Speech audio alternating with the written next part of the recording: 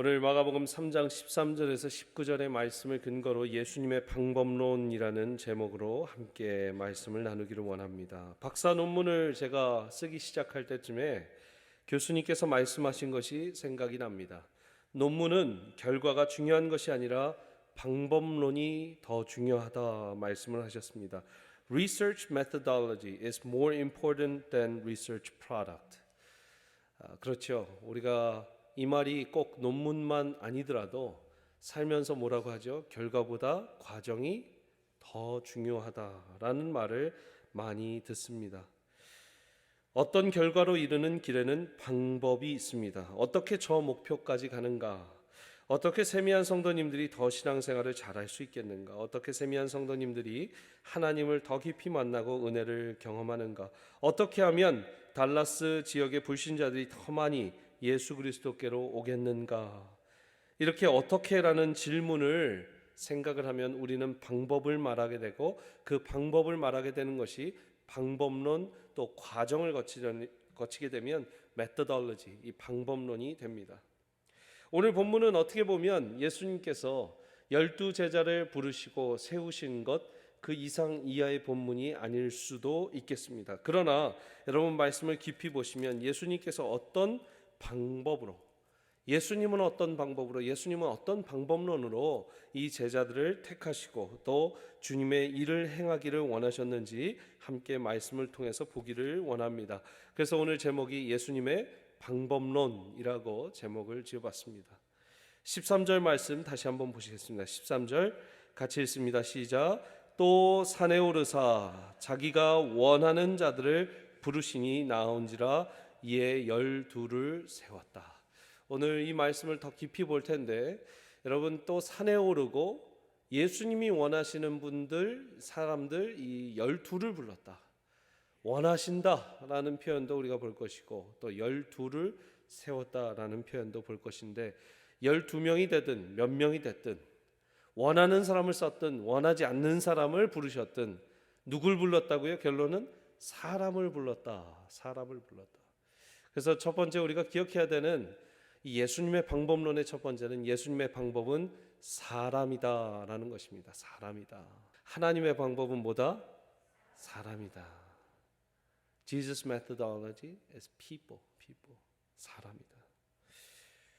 여러분 13절에 원하는 사람 이 구절 제가 같이 보자고 했습니다. 원하는 사람을 쓰셨다. 아니 우리 주님은 안 원하는 사람도 쓰시고 원하는 사람도 쓰신 것 아닌가? 여러분 이 궁금증을 갖고 있으면서 한번 누구누구가 제자였는지 보시기를 바랍니다. 오늘 아까 말씀 읽은 본문 중에 16절, 17절, 16절 제가 있습니다. 시몬에게 베드로란 이름을 더하셨고 17절 제베데의 아들 야고보 또 요한이 있었습니다.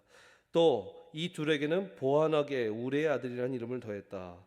안드레, 빌립, 바돌로메, 마테, 도마, 알페오 아들 야고보, 다데오, 그 다음에 가나나인 시몬, 가론 유다 이렇게 12명입니다. 여러분 옆에 사람한테 한번 물어보세요. 12제자 이름을 외우시는지 한번 물어보세요.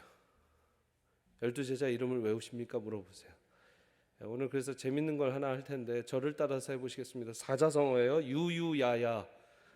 제가 만든 사자성어니까 처음 들어보시는 걸 거예요. 유유야야, 필시도마, 요나베안.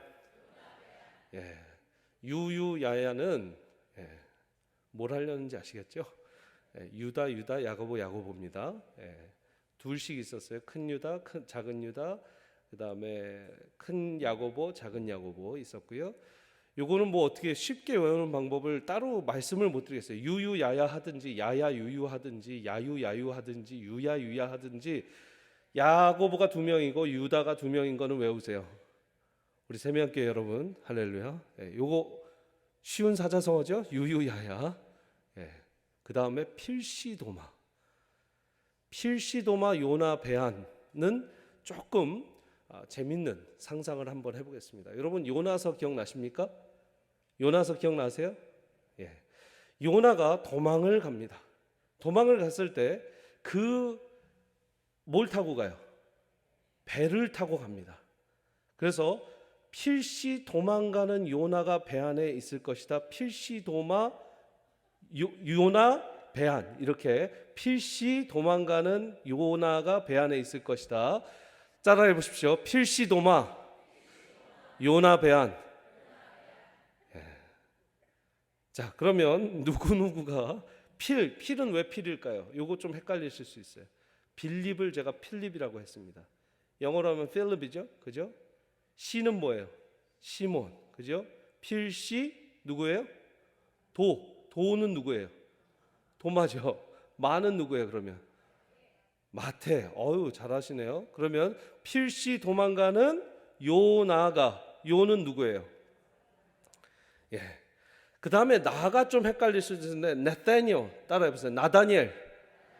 나다니엘이라고 하는 나다니엘을 이제 저는 요나라고 합니다. 그래서 요한과 나다니엘, 나다니엘. 그래서 요나. 배는 누구예요?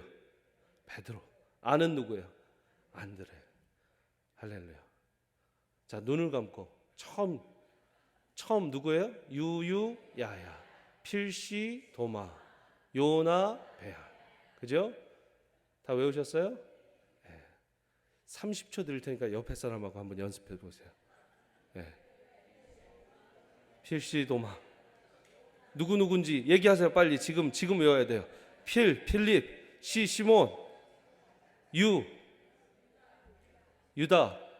예, 유유야야 할 때 유유야야. 필시 도마는 마태고, 그죠?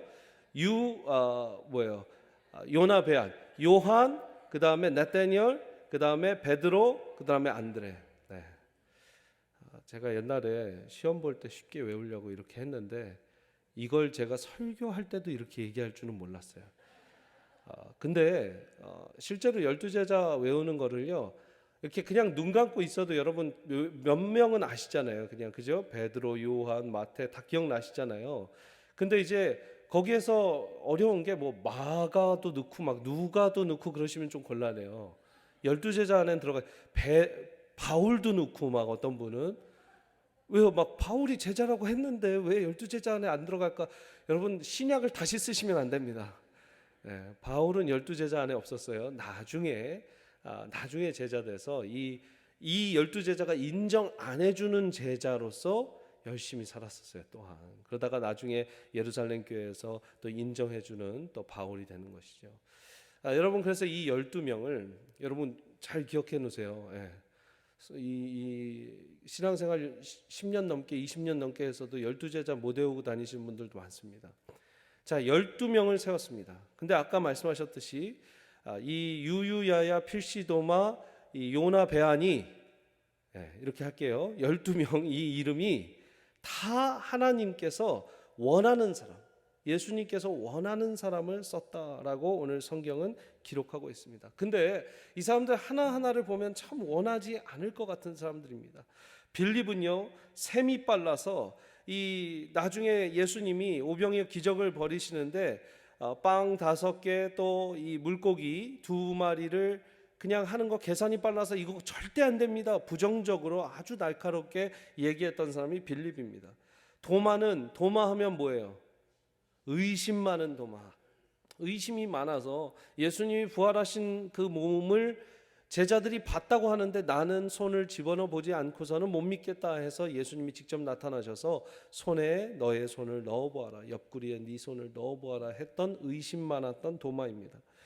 마태는요, 여러분 우리 말씀 가운데 봤지만 세리였어요. 그리고 레위라는 이름, 레위의 작별식, 레위의 송별식 여러분 기억나시죠? 레위였던 그 마태. 여러분, 그렇게 이 세리가 됐다라는 것은 민족의 매국노가 됐던 것이고 민족의 반역자가 됐던 것입니다. 참 원하지 않을 캐릭터의 사람인 것은 확실합니다. 자, 그런데 이 빌립이 시몬이 아까 여러분 그냥 외웠는데 시몬은 열심당원 시몬이라고 합니다. 열심당원 시몬. 열심당원은요, 여러분 몸에 칼을 차고 언제든지 매국노나 로마의 앞잡이가 된 사람은 죽이려고 하는 사람이 열심당원이에요. 근데 이 시몬이 레위를 만났을 때, 마태를 만났을 때를 상상해 보십시오. 민족의 배반자를 지금 만나서 같은 팀이 됐을 때 시몬이 레위를 상대할 때 아주 아마 격하게 반대하면서 이 사람하고는 같이 못 있겠다, 이 사람하고 밥도 먹기 싫고 이 사람이 어떻게 같이 예수님의 제자인지 모르겠다, 아마 그런 싸움도 났을 것입니다. 베드로는 여러분들 잘 알지만 열정이 넘치고 자주종종 열정이 넘치고 예수님이 막 부르신 상황에서도 예수님께 훈련도 받지 않은 상황이었기 때문에 아마 지금 이 마가복음 3장 때는 목소리도 더 크고 싸움도 더 잘하고 자기 뜻을 주장하는 사람, 자기 뜻 아니면 안 되는 사람, my way no way, 따라해보세요. my way no way 하는 사람들이 있죠. 주변에 내 길 아니면 길이 없다라고 얘기하는 분들이 있어요. my way no way가 베드로였어요. 처음 하신 사실이에요. 그 예수님을 잡아가는 날에 대제사장의 하인이었던 말고의 귀를 잘라버립니다. 굉장히 터프하고 과격하고 좀 우리나라 말로는 이 다혈질의 이 사람이었다라고 볼 수 있습니다. 그러나 하나님이 나중에 참 그 열정을 하나님 나라의 열정으로 쓰시는 것이죠. 요한과 야고보는 오늘 17절의 말씀처럼 우레의 아들, 천둥의 아들이라는 별명을 붙여줄 정도로 아주 성미가 강했습니다. 누구보다 하이라이트는 19절에 나와 있는 가롯 유다입니다. 여러분, 유유야야의 한 명은 가롯 유다죠. 근데 이 유다는 예수님을 팔아먹을 사람이었습니다. 예수님이 이 마가복음 3장에 이 사람이 팔아먹을지 안 팔아먹을지 몰랐을까? 아마 예수님은 다 아셨을 거예요. 그러나 그 가롯 유다를 부르셨습니다. 오늘 본문 3장 19절에도 또 가롯 유다니 이는 예수를 판 자더라라고 시작부터 가롯 유다가 어떤 사람인지를 얘기하고 있습니다. 가롯 유다 은 30에 예수를 팔았던 사람입니다. 도대체 무엇이 매력적이었길래 예수님이 원하는 사람이었을까?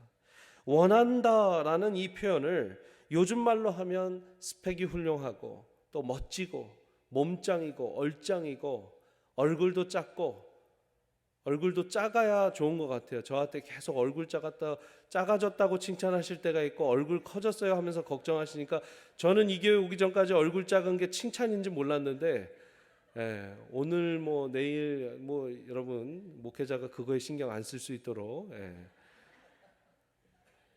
얼굴도 작고 미남이고 뭐 피부도 곱고 그랬던 사람들이 아니라는 거예요. 스펙도 좋고 또 성품도 훌륭해서 예수님과 같은 사람들로 12명을 채운 게 아니라 정반대의 사람들, 어떻게 저런 사람들을 예수님이 제자로 받아들일 수 있는가 하는 사람들을 예수님이 제자로 받아들였을 뿐만 아니라 오늘 말씀에 다시 한번 13절을 보십시오. 다시 한번 13절, 원하는 자들이었다. 따라해보세요. 원하는 자들. 이들을 원하는 자들이다라고 하셨다라는 것입니다. 여러분, 이 원한다의 원어를 보면 텔레오라는 말입니다. 텔레오라는 말은 마음 두는 사람, 목적이 있는 사람, 뜻이 있는 사람이라는 뜻이에요. 자, 우리가 단순히 원하는 사람이라고 이렇게 해석을 해놓은 하나님이신 예수님께서 원하는 자들을라고 할 때 이 텔레오, 그 예수님께서 목적이 있는 사람, 뜻이 있었던 사람, 마음 두었던 사람이라고 해석할 수 있는 것이죠. 여러분, 한번 성경을 이렇게 쓰시면서 보시는 분들은 거기에 원하는 자들 밑에 예수님이 뜻을 갖고 있었던 사람, 예수님이 목적이 있었던 사람이라고 한번 써보셔도 될 것 같습니다. 그래서 예수님의 방법은 사람이다, 아까 첫 번째 말씀드렸는데 조금 더 구체적으로 텔레오라는 이 단어의 뜻을 접목시켜서 얘기한다면 이렇게 해석할 수 있을 것 같습니다. 예수님의 방법은 예수님의 뜻에 따라 정한 사람이다. 저를 따라서요. 예수님의 방법은 사람이다. 예수님의 방법은 예수님의 뜻에 따라 정한 사람이다. 예수님의 뜻에 따라 정한 사람이 예수님이 원하는 사람이었다. 예수님이 원하는 사람은 예수님의 뜻에 따라 정하는 사람이었다. 여러분, 제가 최근에 지금도 읽고 있는데요. 12가지 인생의 법칙이라는 책이 있습니다. 그 책에 150쪽에 이런 말이 나와 있어요. 무엇을 목표로 하느냐에 따라 보이는 것이 달라진다. 목표가 바뀌면 보이는 것이 바뀐다. 무엇을 목표로 하느냐에 따라 보이는 것이 달라진다. 목표가 바뀌면 보이는 것도 달라진다. 어떻게 보면 당연한 말 같습니다. 뭐 책을 통해서 얻어야 할 지식도 아닌 것 같아요. 그러나 여러분 생각해 보십시오. 무엇을 목표로 하느냐에 따라서 우리의 인생 가운데 일어나는 모든 일들이 보여지기가 달라진다는 거예요. 내가 여기 우리 한국 분들이면 97년 전에 한국에 계셨던 분들, 또 97년 8년쯤에 미국을 오신 분들은 이 영어를 잊을 수 없을 거예요. IMF, International Monetary Fund. 이 IMF 구제금융을 받으면서 우리나라가 너무나 어려워졌어요. 여러분, 여러분들의 인생 가운데 IMF가 주어져서 정말 회사가 힘들어지고, 여러분들 중에 정말 모르죠. 어떤 분은 자살에 정말 이 유혹까지도 받으셨던 분들도 있을 겁니다. 잘 이겨내셨습니다. 지난 세월 잘 이겨내셨고, 어떤 사람은 그렇게 사업이 힘들어지면 백발백중 하나님 원망하고, 내가 왜 이렇게 어려워졌습니까? 하나님 잘 믿었는데 어려워졌습니까? 할 수 있겠지만, 목적이 다르다면 보이는 게 다른 것처럼, 하나님께서 그 IMF를 바라보는 목적이 다르다면 여러분이 그 IMF를 바라보는 목적이 이 마음이 달라질 때, 보는 시각이 달라질 때, 그것이 어디로 이끄는지의 목적이 달라지는 것이죠. 아이들이 어려움을 겪었을 때 이게 그냥 막상 우리 집에 큰 어려움이 펼쳐졌다라고 보는 것은 1차적인 해석이지만, 여러분, 믿음의 사람들은 이것을 통해서 어느 목표로 하나님께서 가고자 하느냐, 그 목표를 빨리 보는 것이 여러분들 현명한, 지혜로운, 영적으로 현명하고 영적으로 지혜로운 분들의 반응입니다. 우리의 삶 가운데 무슨 일도 일어날 수 있습니다. 갑자기 팔이 부러질 수도 있겠죠.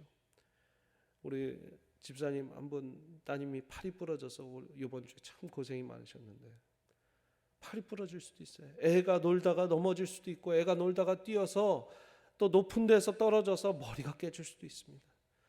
여러분들 차 타고 가시다가 사고 당하시는 분들 많이 들었습니다. 우리 집사님들 중에 한 분도 그냥 가만히 있었는데 뒤에서 차가 와서 지금 박아갖고 보험 청구도 들어가고 몸이 아주 많이 안 좋아지셨습니다.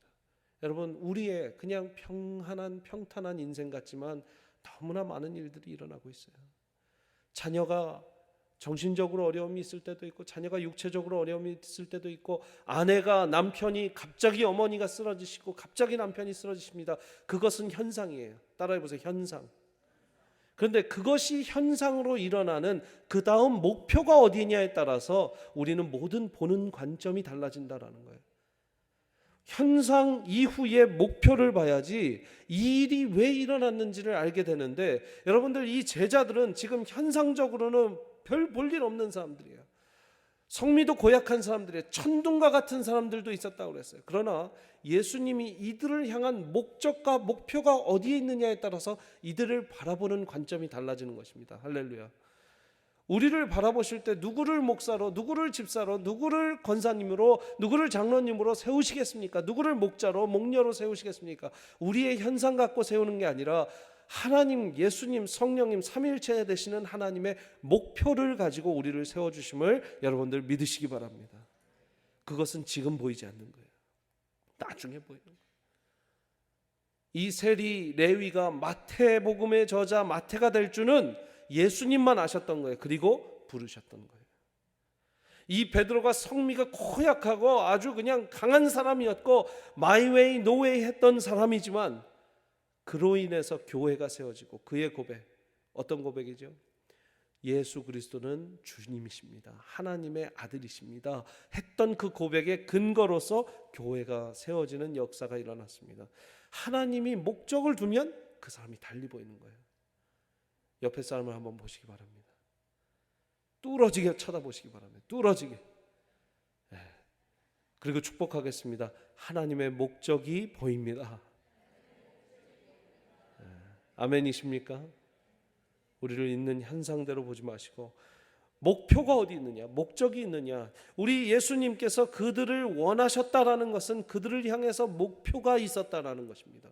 여러분들을 제자로 부르시는 것은 여러분들을 향한 하나님의 목표가 있기 때문에, 목적이 있기 때문에, 현상 그 다음에 그림이 있기 때문에, 하나님만 보시는 마스터피스가 있기 때문에 저와 여러분들을 불러주신 것이죠. 할렐루야. 10년 전에 제가 같은 이 포트워스, 달라스 포트워스 지역에 있었지만 저도 몰랐고 여러분들 중에 한 명이라도 아셨어요?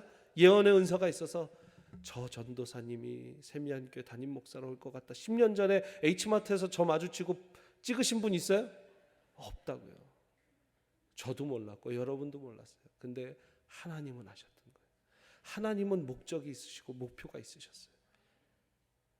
사랑하는 여러분, 지금 모든 일이 일어날 수 있습니다. 어떤 일도 가하다 했습니다.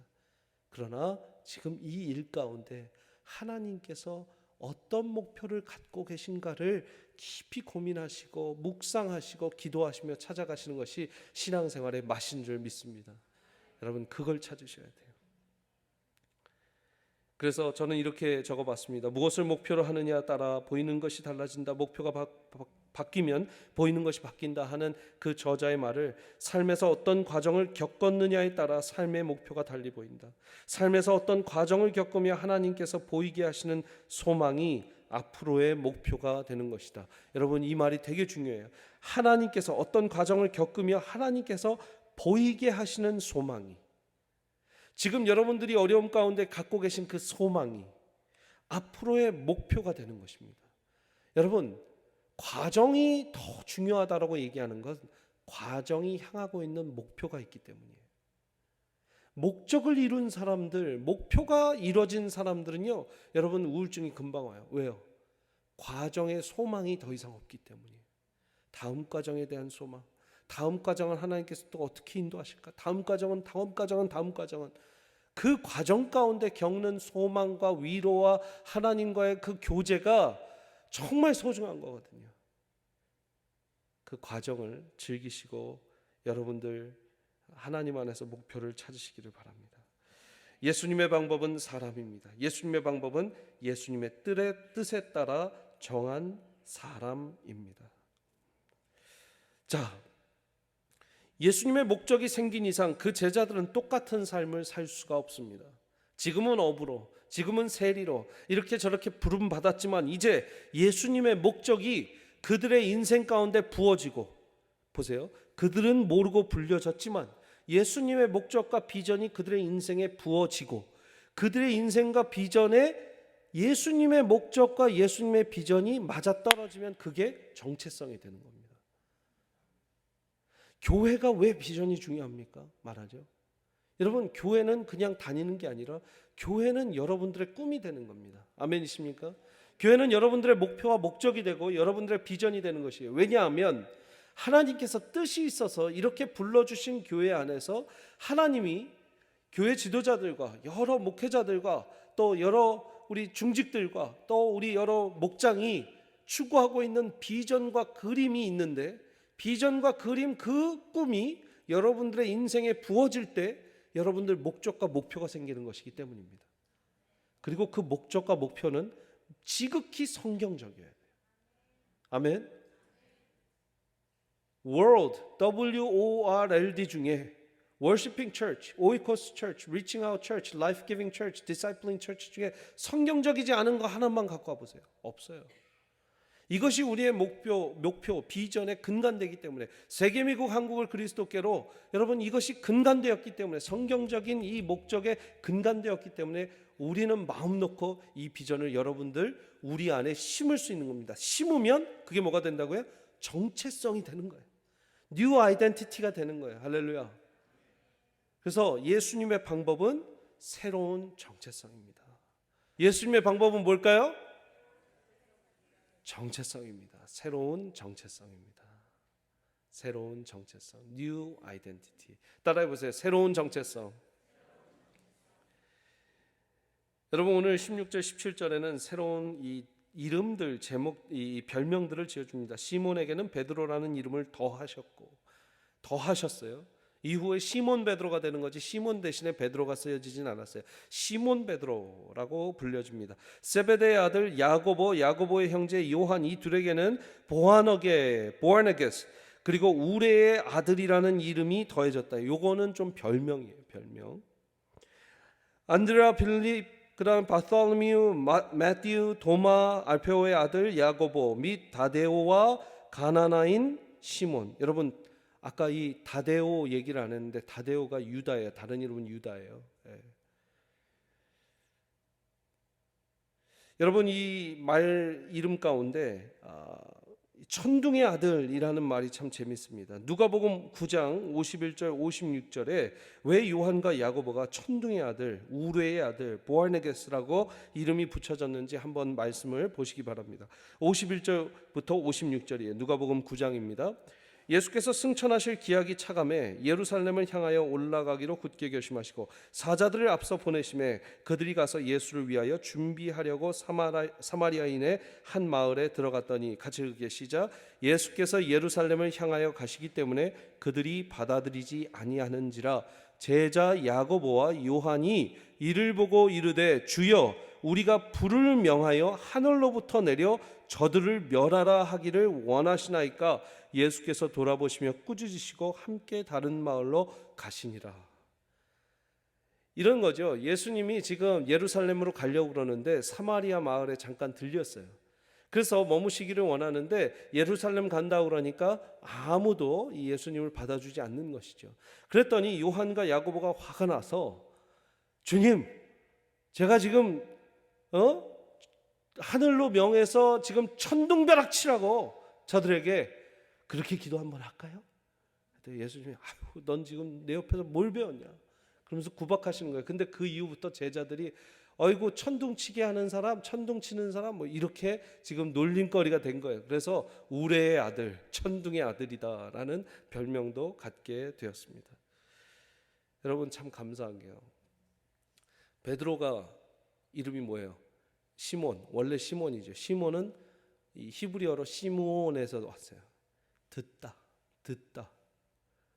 근데 베드로라는 이름은요, 페트로스라는 말이에요. 바위, 돌이라는 말이에요. 아마 베드로가 처음엔 마음에 안 들었을 수도 있어요.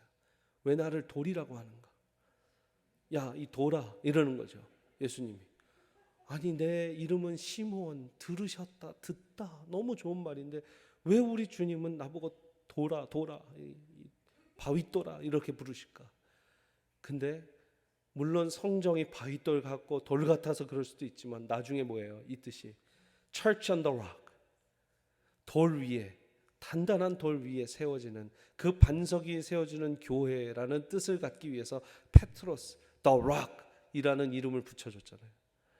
예수님이 우리의 성미도 알고 우리의 있는 그대로의 모습을 알고 우리의 그냥 아이덴티티를 다 아시고 이름도 불러주시고 정체성도 불러주시고 그리고 거기에서 끄집어내셔서 거기에서 더 주님의 목적에 맞는 이름들, 별명들도 붙여주시는 거예요. 할렐루야. 여러분들이 갖고 계신 성향 가운데 좋든 나쁘든 하나님의 위한 영광을 위해서 쓰시기를 바랍니다. 쓰임 받으시기를 바랍니다. 여러분 그렇게 예수님께서 이름을 주신다라는 것은 성경의 정체성이 새로 되는 것이죠. 아브라함이 아브라함이 되고 사레가 사라가 되고 여러분 이 모든 야곱이 또 이스라엘이 되고 이 모든 것은 정체성이 바뀌는 거예요. 새로운 정체성을 하나님께서 주시면서 일하시는 방법을 택하신다. 사랑하는 여러분 절 보세요. 여기에 그런즉 그리스도 안에 있는 자는 다 새로운 피조물이라고 했는데 새로운 피조물 안 되고 여기 나오신 분들 계십니까? 없어요.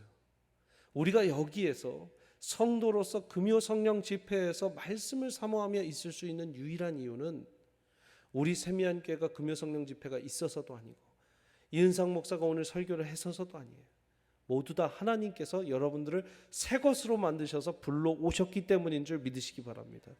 새로운 정체성 없이 일을 한다라는 건 여러분 그건 말짱 도루묵이에요.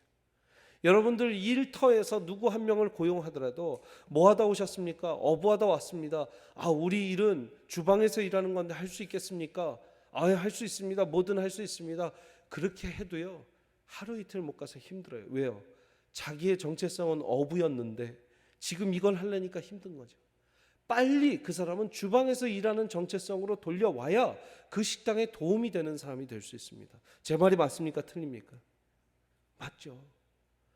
어떤 일을 했는데, 나는 그런 일을 했고 저런 일을 했는데가 중요한 게 아니라 지금 어떤 정체성으로 하나님이 만들어 주셨느냐가 너무 중요한 것입니다. 새로운 정체성을 통해서 하나님께서 일하게 하시는 것이죠. 여러분, 이제 중요한 말씀들이 더 시작됩니다. 자, 예수님께서 부르시고요, 부르신 이유를 여기에 적어놨습니다. 뭐라고 하십니까?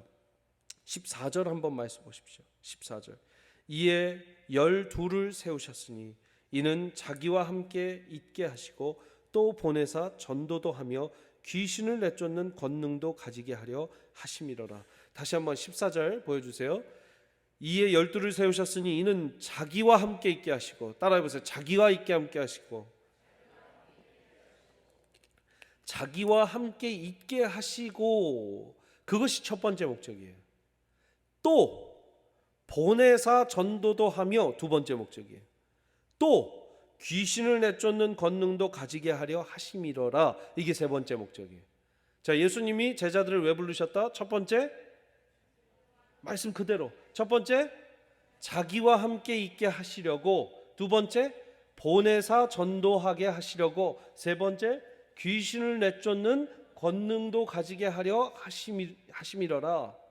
여러분, 그래서 세 가지 목적을 갖고 예수님이 부르셨다라고 쉽게 볼 수 있는데, 이래서 성경을 깊게 분석해서 봐야 돼요.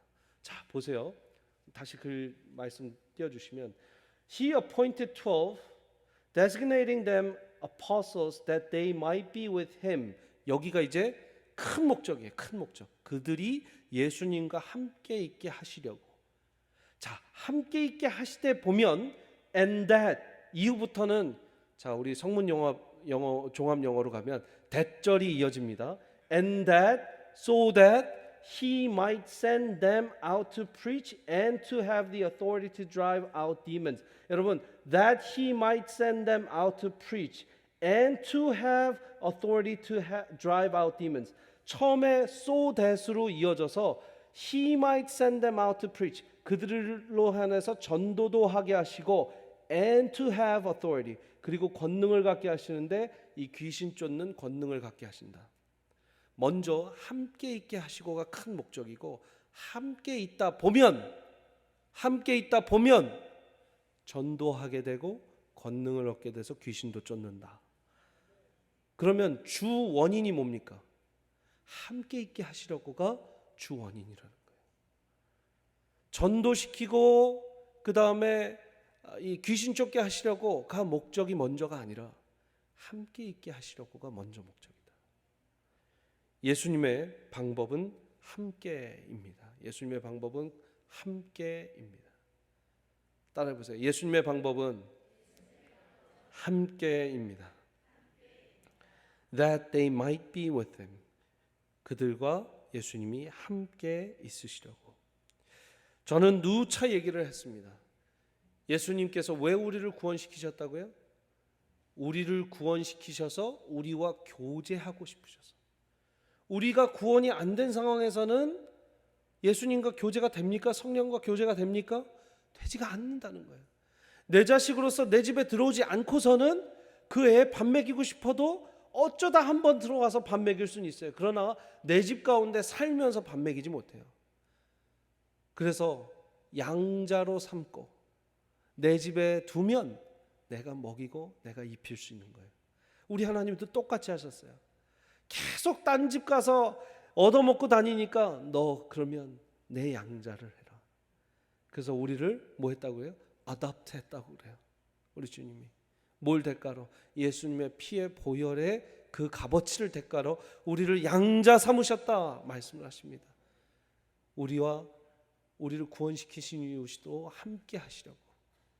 우리 이 제자들을 부르신 이유도 함께 하시려고. 여러분, 요한복음 15장 말씀을 한번 보십시오. 15장 4절부터 7절 같이 읽겠습니다. 시작. 내 안에 거하라.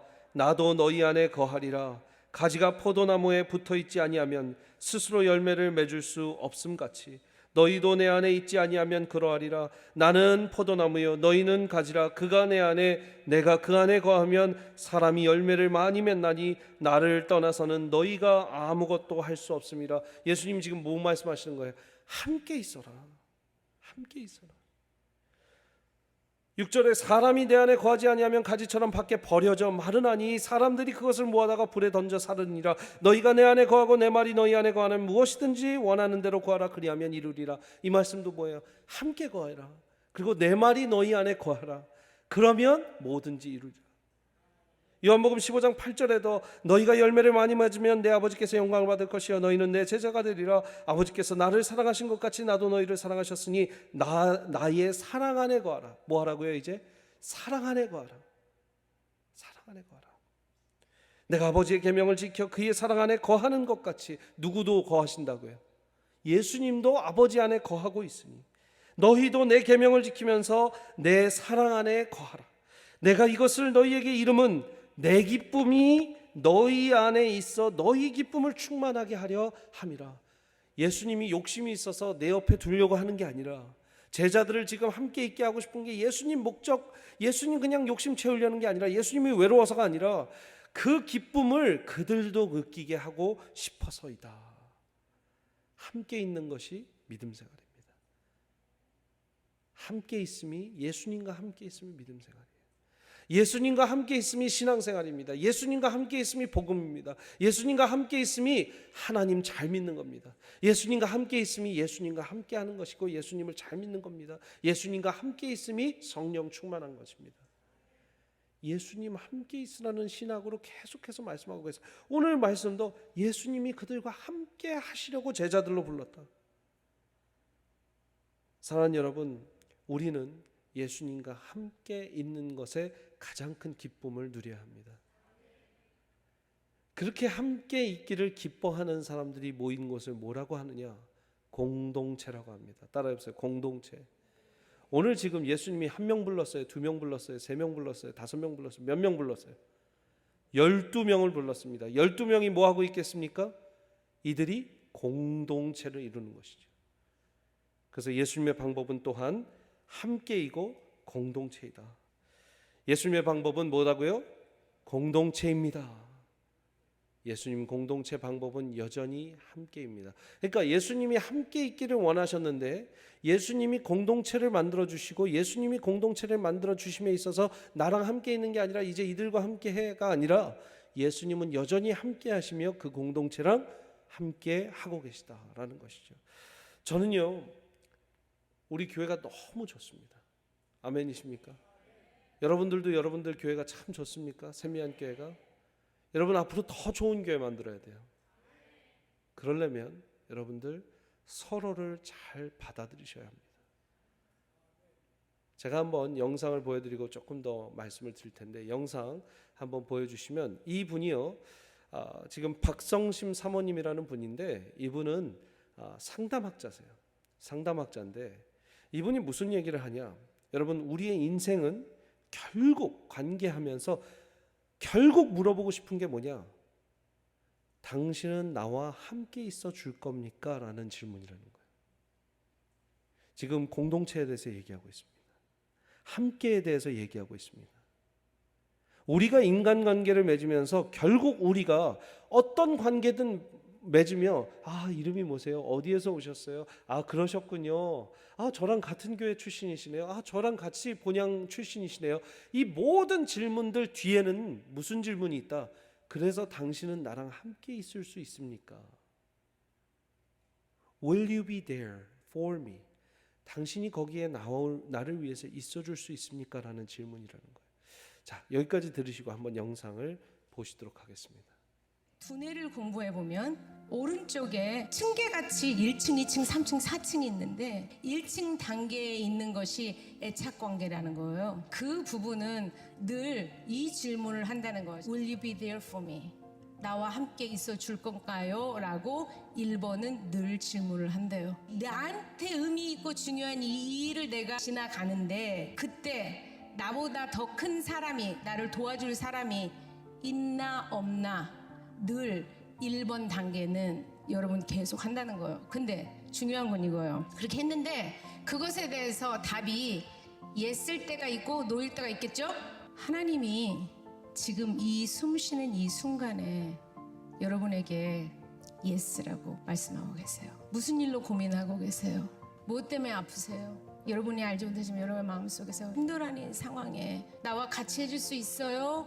이렇게 물어볼 때 여러분의 남편은, 여러분의 아이는, 여러분의 친구는 예스라고 못할지라도 하나님은 여러분에게 예스라고 말씀하고 계세요. 제가 그거를 증거로 보여드릴게요. 우리는 힘이 들면 기도가 돼요, 안 돼요? 힘이 들면 기도가 안 돼요. 근데 성경에 뭐라고 나와요? 우리가 기도할 수 없을 때에도 성령님께서 우리 속에 말할 수 없는 탄식으로 기도하고 계신다 그래요. 여러분 지금 숨 쉬고 있어요, 안 쉬고 있어요? 봐요. 우리 다 쉬고 있어요. 야훼라고 하는 게 하나님의 이름이잖아요. 야훼는 부를 때 입술과 입술이 닿지 않고요, 혀도 천장에 닿지 않게 이렇게 하는 거래요. 그렇게 숨소리와 가장 가까운 게 야훼라는 거래요. 여러분이 너무 힘들어서 하나님의 이름을 불러 기도하지 못할 때에도 여러분이 숨을 쉬고 있다는 얘기는 여러분 안에 하나님은 여러분을 도와서 야훼 부르게 하고 계세요. 여러분이 숨을 쉬고 있다는 바로 그 자체는 하나님이 여러분에게 yes, yes, yes 라고 말씀하시는 하나님의 숨결이고 예스예요. 숨을 쉰다는 건, 살아있다는 건 여러분의 상태가 분노에 있든 슬픔에 있든 상관없이 그것보다 더 큰 하나님이 여러분 속에서 여러분이 알지도 못하는 사이에 질문하고 있는 Will you be there for me 말하는 그곳에 하나님은 여러분에게 예스라고 대답하고 계세요. 네가 숨쉬고 살아있는 그것만으로도 나는 너와 함께 있는 게 참 좋다. 그런 하나님의 예스가 넘치게 들렸으면 좋겠습니다. 아멘. 관계에 대해서 이야기를 하는데 이 상담학자가 박성심 사모님이 이런 얘기를, 이런 이제 테스트를 하는 거예요. 여러분, 제가 예스를 몇 번 더 해보겠습니다. 예스, 예스, 예스. 그리고 노를 해보겠습니다. No, no, no. 여러분, 예스와 노를 할 때 얼굴 표정이 바뀌어요. 예스와 노를 할 때 이 흐름이 바뀌어요. 예스와 노를 할 때 여러분들이 느끼는 기운이 달라요. 하물며 교회에 와서 우리가 함께, 예수님과 함께 하고 있는 사람들이 모여 공동체를 이루는데 어떤 사람이 물어봅니다. 당신은 나와 함께 있어 줄 수 있어요? 라고 할 때 그 질문은 어쩔 땐 저랑 커피 드실래요? 권사님 머리핀이 참 예쁘네요. 장로님 옷은 타이색이 참 좋네요. 집사님 시간 좀 있으세요? 제가 그것 좀 도와드려도 될까요? 제가 그 목장에 함께 참여해도 될까요? 제가 그 음식 만드는데 껴도 될까요? 제가 함께 해도 될까요? 그 모든 말의 답은 뭐예요? Will you be there for me?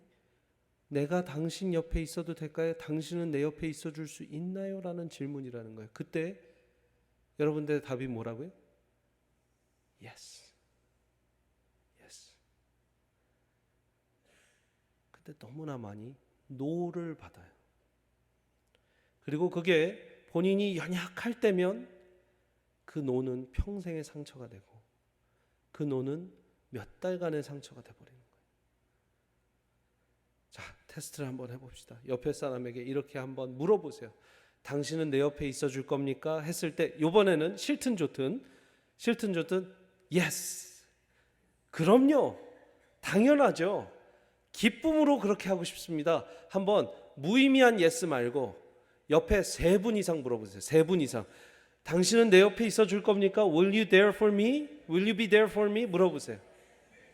Yes. Will you be there for me? 당신 내 옆에 있어 줄 겁니까? 물어보세요 빨리. 예, 3분 이상.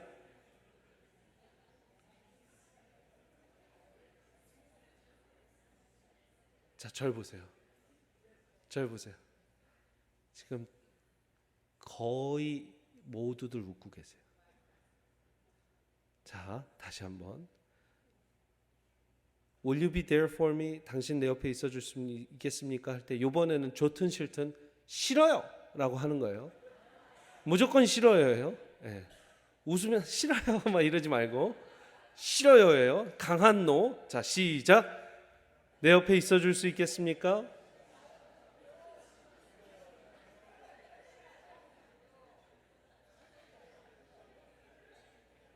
세미함께는 테스트가 안 되겠다. 다들 웃고 있어. 싫어도 좋다고, 좋다고 싫다고, 예스도 좋고 노도 좋고. 여러분, 우리의 얼굴 근육도 신경도 예스 하면 어쩔 수 없이 그냥 웃게 돼요. 칭찬해 주면요, 사람이, 우리 아이들은 표정을 감추질 못하잖아요. 아우 잘했어, 우리 아들 최고야. 그러면 여러분 좋은 거예요. 왜요? 이게 움직이는 거예요. 지금 호르몬이, 지금 이 엔돌핀이 돌고 좋은 거예요. 근데 노를 받으면 사람은 상처가 돼요. 사랑하는 여러분, 우리 안에 공동체라고 부르는데, 우리가 모이는 목장, 우리가 함께 운동하는 동호회, 기도회, 여성분들의 모임, 주방, 권사회, 성가대, 찬양팀 등에서 Can I come in? 내가 조인해도 될까요? 내가 들어가서 여러분들과 함께 할 수 있을까요? 할 때 우리 세미한께는 뭐 한다? Yes. 딱 하나 여러분 노 할 때가 있어요. 뭐예요? 신천지나 추수꾼이 들어오면, 신천지인데 목사님이 예스 하라고 그랬어. 그래서 예스 하지 마시고, 이단인 게 확실하면 교회 리포트 하시고, 그리고 교인 등록하셔서 이제 같이 할 때는 예스 하세요. 저를 따라서 예스, 예스. 여러분, 이 예스가 사람을 춤추게 합니다. 저는 함께에 대해서 얘기하고 있고 공동체에 대해서 얘기하고 있습니다. 예수님이 이 12명의 모자란 사람들을 예스했어요. 그리고 이 12명을 함께 모여서 공동체를 이루게 했어요. 똑같은 얘기예요. 지금 12명은 아니지만 우리 더 많은 숫자가 지금 공동체를 이루고 있어요. 이 서로 안에서 예스를 못하면, 우리 예수님이 여러분들을 왜 예스해 줬어요? 서로 예스해 주고 서로 용납해 주라고 예스했어요. 우리 주님이 예스한 거 여러분들이 노하지 마시고, 우리 세미한 교회 예스, 예스, 예스, 긍정적인 예스가 많아지는 교회가 되기를 간절히 축원합니다. 여러분, 텃세 부리지 마시고,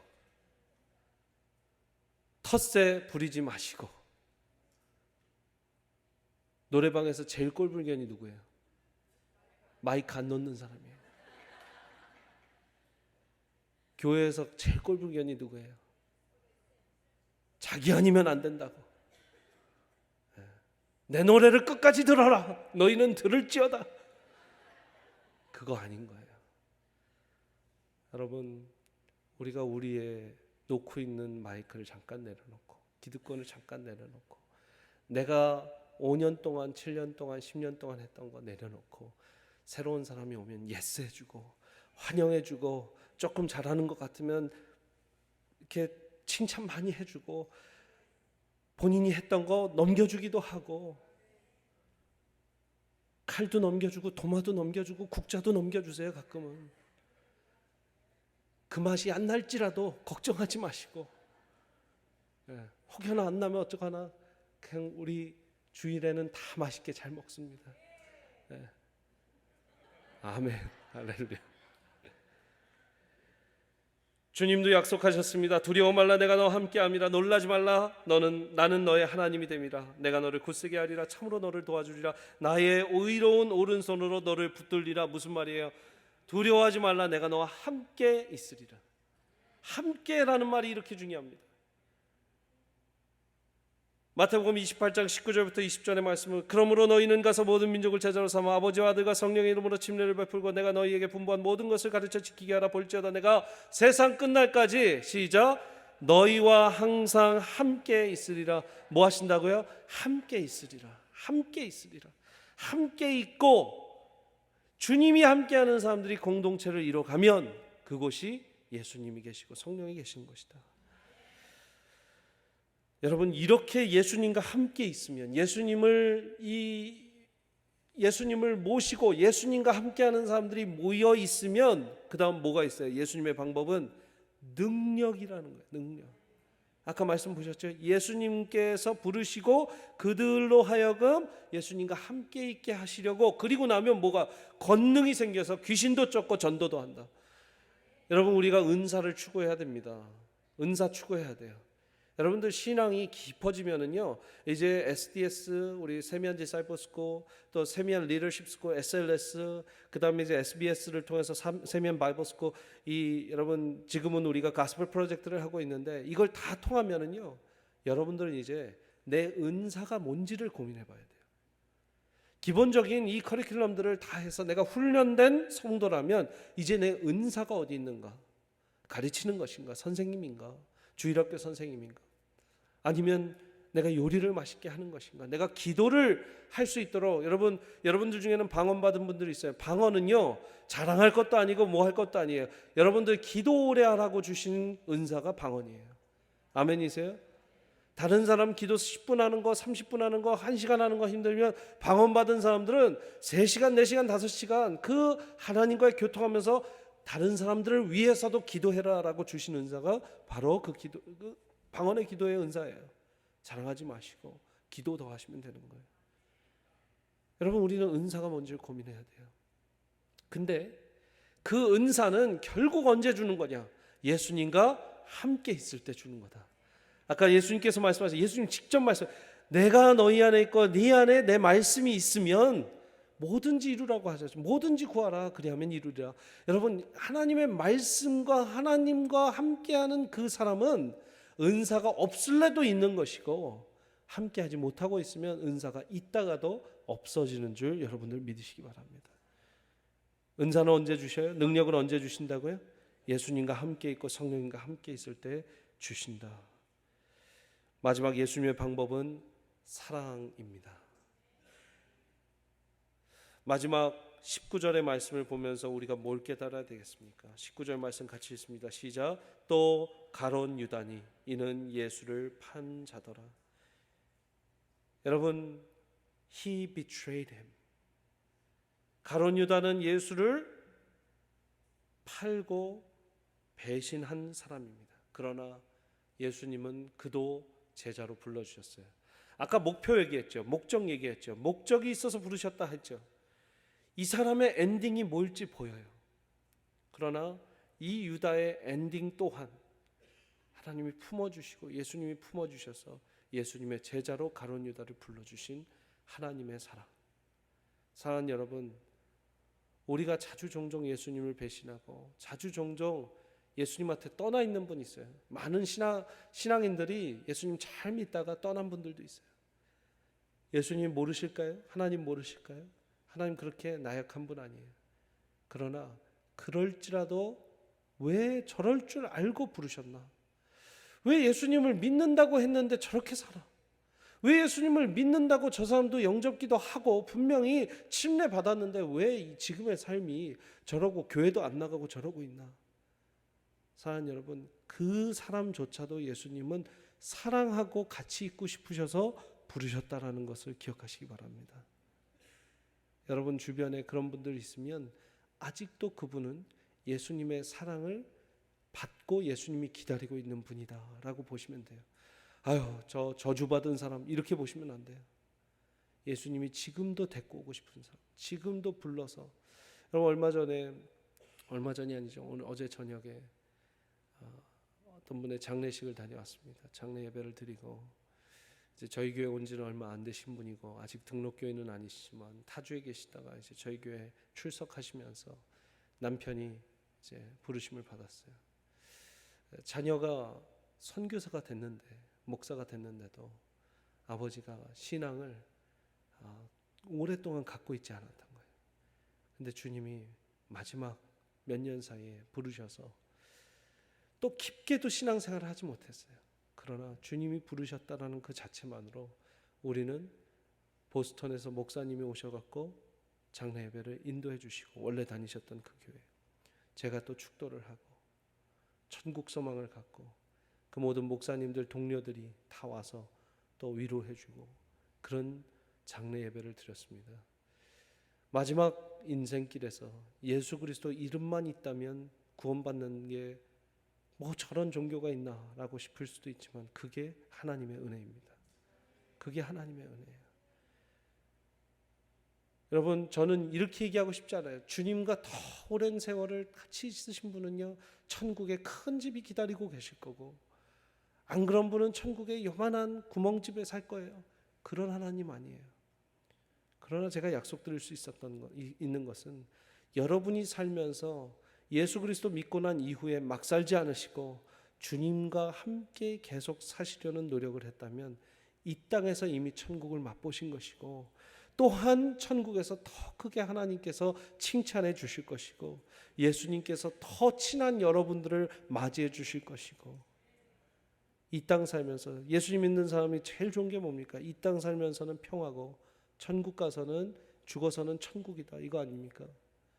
우리가 이 땅 살면서 엄청난 일들이 있을 때 목표를 보고 주님께 은혜다, 이것도 은혜다, 이거는 내 믿음을 강건케 하는 길이다 라고 얘기한 건 우리가 머리가 어떻게 돼서 그런 사람들이 아니에요. 하나님이 이것이 은혜다라는 걸 가르쳐 주시고, 예수님이, 나와 함께 계신 예수님이 그것을 가르쳐 주셨기 때문에 우리는 우리 입술로 고백할 수 있는 것입니다. 아들을 먼저 보낸 권사님이 어떻게 그것이 하나님께 그래도 감사하다고 말할 수 있겠습니까? 세상 어떤 이론이 그걸 가르쳐요? 아들 먼저 보내드린 권사님이 그날 와서 주님 앞에서 찬양 한번 부르겠다고 한 권사님이 세상 어떤 신앙이, 세상 어떤 신학이, 세상 어떤 종교가, 세상 어떤 철학이 그걸 가르쳐 주냐고요? 못 가르쳐 줘요. 예수에 대한 소망이 있기 때문에 여러분 가능한 줄 믿습니다. 사랑하는 여러분, 예수님과 함께 하시기를 바랍니다.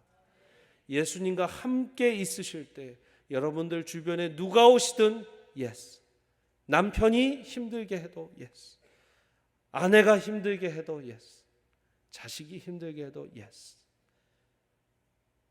자격이 있어서 받아주고 yes 하는 게 아니라 내 자식이기에, 아니 내 성도이기에, 아니 우리 목장 식구이기에, 우리 같은 교인이기에, 우리 같은 권사이기에, 우리 같은 집사님들이기에 yes 하는 거예요. 그러고 나면 모든 게 사랑으로 덮어질 줄 믿습니다.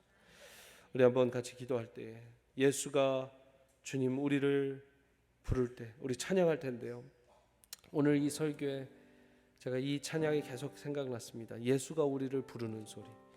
오래된 찬양이죠. 예수가 우리를 부르는 소리, 그 음성 부드러워. 문 앞에 나와서 사면을 보고 우리를 기다리네. 오라 오라, 방황치 말고 오라. 죄 있는 자들아 이리로 오라. 주 예수 앞에 오라. 오늘 예수님은 12 제자들을 부르셨습니다. 저와 여러분들이 모두 예수님의 제자라면 이 부르심을 받은 줄 믿습니다. 우리 함께 찬양하시면서 주님 앞으로 나아갑니다. 예수가 우리를 부르는 소리.